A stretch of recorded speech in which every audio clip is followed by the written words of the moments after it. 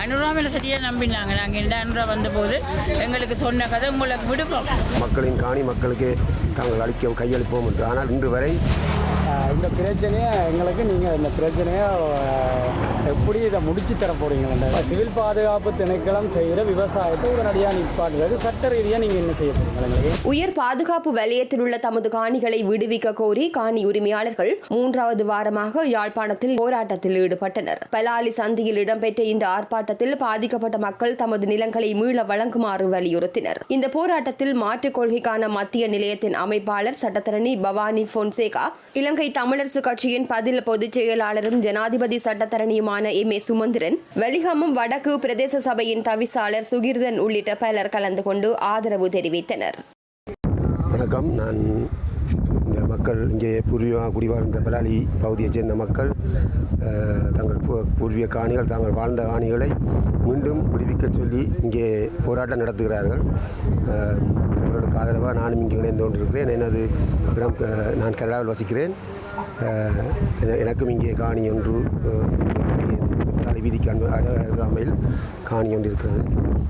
ஆனால் யுத்தம் முடிந்து 17 வருடங்கள் இன்று வரை இந்த மக்கள் குடியேற்ற பகுதிகளில் இவர்கள் இங்கே வாழ்பவர்கள் மீன் தொழிலை நம்பி வாழும் மக்கள் பெரும்பாலும் அவர்கள் வேறு இடங்களில் குடியேற்றப்பட்டிருக்கிறார்கள். பலர் வெளிநாடுகளில் வசிக்கிறார்கள். இருந்தாலும் அவர்கள் தங்களுடைய சொந்த காணிகளில் வந்து வாழணும் என்று ஆசைப்படுகிறார்கள். ஆனால் அதற்கு தடையாக இந்த அரசாங்கம் பதவிக்கு வந்தபோது தாங்கள் மிக விரைவில் காணிகளை பிடிப்பதாக உறுதியளித்திருந்தது.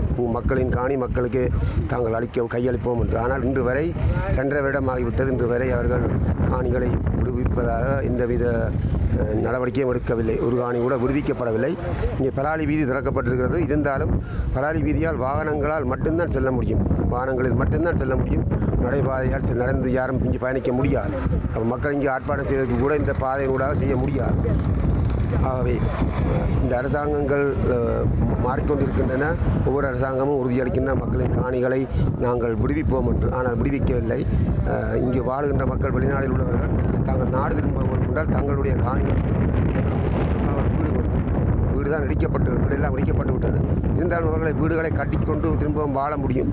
அதற்கு இந்த அரசாங்கம் ஒரு நடவடிக்கை எடுக்க வேண்டும் என்று என்னுடைய விருப்பம்.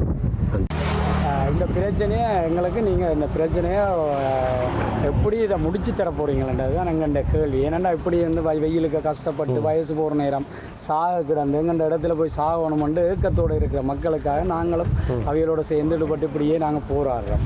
இதில் வந்து நீங்கள் ஏற்கனவே உங்களை ஒரு இது சம்பந்தமாக வழக்கு நடக்குது. இப்போ மாறி அங்கே ஒவ்வொரு வெள்ளிக்கிழமையும் மயிலிட்டியில் நடக்கிற போராட்டத்துக்கு பிறகு நாங்கள் நினைக்கிறோம் அதில் விளைவாகத்தான் கடந்த 1ஆம் தேதி இந்த வழக்கு நீதிமன்றத்தில் வந்தது. மேல்முறையீட்டு நீதிமன்றத்தில் இந்த வழக்கு வந்தது. அப்போ ஏற்கனவே அந்த வழக்கில் அந்த இராணுவ வைத்தியசாலை என்னன்னு சொல்லி ஒரு தனியார் காணியில் அது சம்பந்தமாக அந்த காணி உரிமையாளர்கிட்ட பேரும் அந்த வழக்கில் இருக்குது. அப்போ அது தொடங்குகிற நேரம் சுயதன் கொண்டு போய் காட்டி நாங்கள் அது சம்பந்தமாக நீதிமன்றத்துக்கு அறிவித்து நீதிமன்றம் அதை ஏன் அப்படி அதில் கட்டப்படுது என்ற கேள்வியெல்லாம் கேட்டிருந்தது. இப்போ இந்த போராட்டங்களோட விளைவாக 1ஆம் தேதி நீதிமன்றத்தில் அவையில் சொன்னது 1 மாத அவகாசம் தாங்கோ, நாங்கள் எவ்வளவு காணி விடுவிக்கலாம்ன்றதை உடனடியாக விடுவிக்கலாம்ன்றதை நீதிமன்றத்துக்கு அறிவிப்போம்னு சொல்லியிருக்கிறோம். சரி, அப்போ நாங்கள் சொல்கிறோம் இது 2013ஆம் ஆண்டு தாக்கல் செய்யப்பட்ட வழக்கு. அதில் அந்த வழக்கில் இருக்கிற பகுதியில் நிறைய பகுதி விடுவிக்கப்பட்டது உண்மை. ஆனால் விடுவிக்கப்படாத பகுதி இருக்குது. விசேஷமாக பலாலி கிழக்கில் விவசாய காணிகள் நிறைய இருக்குது.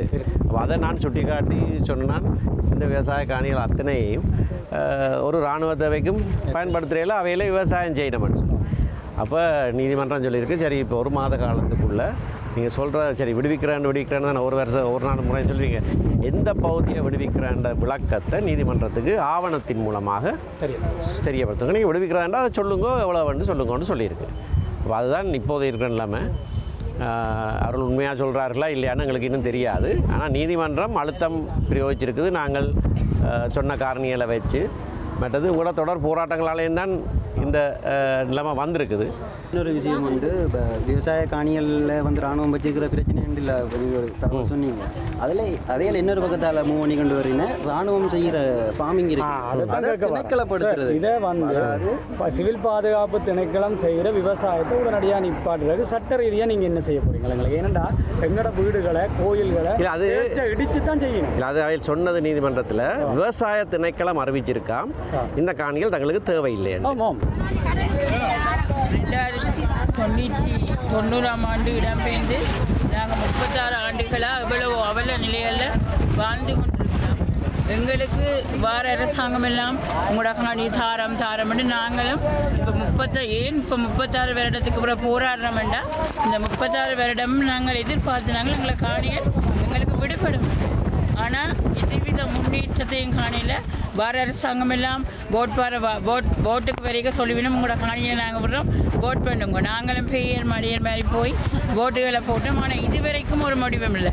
எம்பி மாராலேயும் முடிவில்லை. எங்களோட அரசாங்க ஜனாதிபதியாலேயும் முடிவு வரையில் அனுராவில் சரியாக நம்பினாங்க. நாங்கள் இந்த அனுரா வந்தபோது எங்களுக்கு சொன்ன கதை உங்களுக்கு விடுப்போம். ஆனால் இன்றைக்கு அனுரா அரசு 2 வருஷம் ஆகிட்டு இந்த அனுரா இந்த ரோட்டாலையில் நடந்து தெரிஞ்சிருக்கிறார். ஆனால் எங்களை யோசிக்கலை. இந்த காணிகளாற்ற இந்த காணிக்குள்ள நாங்கள் யார் இருந்தது இதெல்லாம் அரசாங்க காணியா இல்லை. எங்களோட நாட்டில் எங்களோட பலால அரசாங்க காணி என்று எதுவுமே இல்லை. எல்லாம் மக்களின் காணி. மக்கள் எங்களோட பாட்டன் பூட்டன் வாழ்ந்து ஆண்ட காணி. இன்றைக்கு நாங்கள் எங்களோட காணிக்குள்ள இன்னொரு அவல நிலையண்டா எங்கேயோ இருக்கிற தெற்கில் இருக்கிற நீங்கள் சுதந்திரம் எங்களோட காணிக்குள்ள இருக்கிறீங்க. நாங்கள் எங்களோட காணிக்குள்ள கால் வைக்கலாம். இந்த வெயிலுக்கு காஞ்சு கொண்டிருக்கிறோம். ஏன் எங்களுக்கு இந்த அவல நிலை? ஏன் நாங்கள் இப்படி துன்பப்படணும்? நாங்கள் உங்கள்கிட்ட கேட்குறது எங்களுக்கு எதுவுமே வேண்டாம். எங்களுக்கு காணியில் விட்டுட்டாங்க. எங்களை காணியில் எங்களுக்கு வேணும். இந்த வயசு போன ஆக்கள் எல்லாம் இந்த வெயிலுக்கு ஏன் காயணும்? அவங்களுக்கும் ஒரு ஆசை தாங்க சாகுக்கு முதல் எங்களோட காணியில் எங்களோட ஊரில் நாங்கள் சாகணும். இன்றைக்கு எத்தனையோ மக்கள் சொல்கிறாங்க எங்களோட காணிகளை கொண்டு எங்களை அடக்கம் செய்யணும்னு சொன்னால் நீங்கள் விடுறீங்களா? அந்த கிட்டத்தில் ஒரு ஆள் செத்தவா அந்த பேனர் கூட கட்ட விடையில்லை நீங்கள். அப்போ எங்களுக்கு என்ன முடிவு? நாங்கள் உங்கள்கிட்ட கேட்குறோம். நாங்கள் வேற்றினத்து மக்களா இல்லைத்தானே? நாங்களும் இலங்கை மக்கள். நாங்கள் வேற்றினத்து மக்கள் என்று சொன்னால் நாங்கள் ஏற்றுக்கொள்கிறோம். நாங்கள் இந்த இலங்கையின் ஒரு ஜாழ் மாவட்டத்தில் பலாலியில் மக்கள். நாங்கள் எங்களோட காணியில் எங்களுக்கு விட்டுட்டாங்கோ. எங்களோட காணியில் எங்களோட வனக்கஷ்டங்கள் இந்த செபஸ்டியார் கோயில் காணிக்க மாதா கோயிலெலாம் பிரச்சனையான காலத்தில் இருந்தது. 99ஆம் ஆண்டு நாங்கள் பெருநாள் செய்து நாங்கள் எப்போ அழிக்கப்பட்டது இந்த வீடுகள்லாம் இருந்தது. நாங்கள் 99 எங்களோட பெருநாள் செய்ய வரைக்கலாம் எங்களை வீடுகள் அதுக்கு பிறகு எங்களோட போராட்டத்துக்கு பிறகு எங்களோட வீடுகள் அடிச்சனீங்களேன்னு எங்களுக்கு பதில் சொல்லணும். உண்டு. 2வது எங்களோட காணியில் விட்டு தாங்க. எங்களோட காணியில் எல்லாம் நாங்கள் செய்த தென்னையில் அழிச்சிட்டு நீங்கள் தென்னை வச்சுருப்பீங்க. நீங்கள் உங்களோட விவசாயத்திலேருந்து இன்றைக்கு நாங்கள் கேட்குறோம். நீங்கள் உங்களோட சிங்கள மக்கள் கொண்டு குடியேற்ற போகிறீங்களா? எங்களுக்கு ஒரு முடிவு வேணும். என்னத்துக்காக எங்களோட காணியில் இந்த ஏர்போர்ட் விஸ்தரிக்கிற மட்டும் விஸ்தரித்து விமானங்கள் எல்லாம் இறங்குது. இதுக்கு பிறகு எங்களோட காணியில் வச்சுக்கிறீங்க. எங்களோட நிலம் எங்களுக்கு வேணும் என்றபடியத்தை நாங்கள் இன்றைக்கு இவ்வளோத்துக்கு இறங்கி போராடி கொண்டிருக்கோம். இந்த வீட்டில் பிள்ளை ஊட்டியில் பார்த்துட்டு சமையல் சாப்பாடு இல்லை. இதில் இருந்து தூங்கணும். நீங்கள் சுதந்திரமாக தோட்டம் செய்து இந்த காடைகளை போட்டு வருமானத்தை தேடி கொண்டிருக்கிறீங்க. ஆனால் நாங்கள் இன்றைக்கு அகதிகளா அனாதிகளா எங்களோட பிள்ளைகளை கரைசியக்க இல்லாத ஒரு துப்பாக்கிய நிலையில் நாங்கள் வாழ்ந்து கொண்டிருக்கோம். எனவே நாங்கள் உங்கள்கிட்ட அரசாங்கத்திட்ட கேட்பது எங்களுக்கு எதுவுமே வேண்டாம். எங்கள் காணிகளை எங்கள் கோசை கத்துங்க. எங்கள் காணி